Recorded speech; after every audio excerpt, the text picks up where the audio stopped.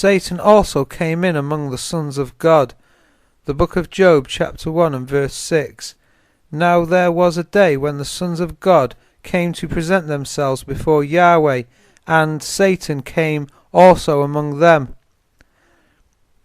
The problem with this verse is that Satan in Job is an angel who came among the angels in heaven and criticized Job, whom he had been watching whilst walking around in the earth, seeing what trouble he could make.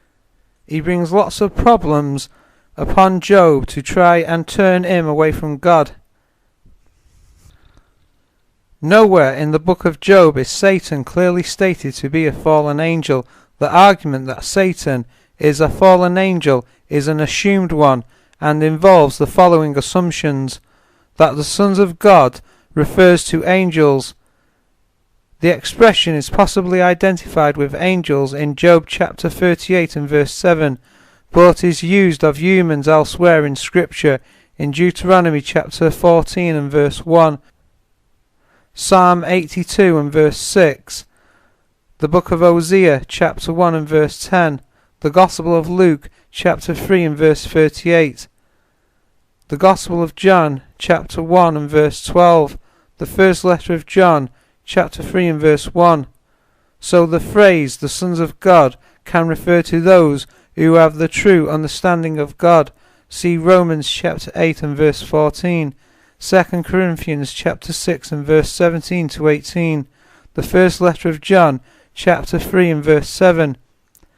Also, angels do not bring false accusations against believers before the Lord. See the second letter of Peter chapter 2 and verse 11. That Satan was a son of God. The passage only states that he came among them, but not that he was himself a son of God. It cannot be conclusively proven that Satan was a son of God. He came among them. It is assumed that a conference took place in heaven from the following two references to present themselves before Yahweh. So Satan went forth from the presence of Yahweh. Job chapter 1 and verse 6 and Job chapter 2 and verse 7. But note the following: the conference need not to have taken place in heaven. When men came before Yahweh's representatives on earth, the judges, they were said to be standing before Yahweh. The following are two examples. Then both the men between whom the controversy is shall stand before Yahweh, before the priests and the judges, which shall be in those days. Deuteronomy chapter 19 and verse 17. Take heed what ye do, for ye judge not for men, but for Yahweh, who is with you in the judgment. The second book of Chronicles chapter 19 and verse 6. To leave the presence of Yahweh, the book of Job chapter 1 and verse 12, does not require Satan, the adversary, to have had access to the dwelling place of God in heaven. Cain went out from the presence of Yahweh. See the book of Genesis chapter 4 and verse 16. And he certainly was not in heaven. The adversary was well travelled on the earth, going to and fro on the earth, and from walking up and down on it. See the book of Job chapter 1 and verse 7. Is walking the usual mode of transportation for a mighty angel? It is impossible that a rebel angel could have had access to the dwelling place of God in heaven for the following reasons. God does not tolerate evil. Evil may not sojourn with thee. See Psalm chapter 5 and verse 4 and 5. Thou art purer eyes than to behold evil. The book of Habakkuk chapter 1 and verse 13.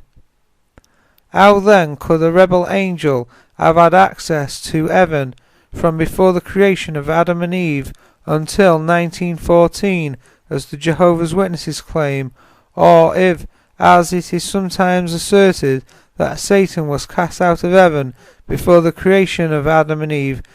How did he manage to regain access to heaven?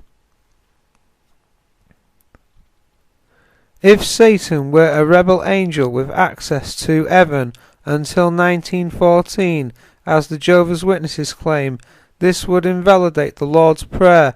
Jesus prayed, "Thy kingdom come, thy will be done, in earth as it is in heaven."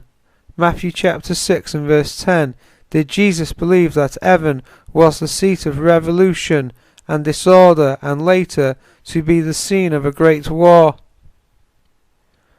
Job never attributed his afflictions to a rebel angel. His declaration was simply, "The hand of God had touched me." Job chapter 19 and verse 21. Compare chapter 2 and verse 10. Even Job's brethren, sisters and acquaintances acknowledged that the evil was brought upon Job by Yahweh.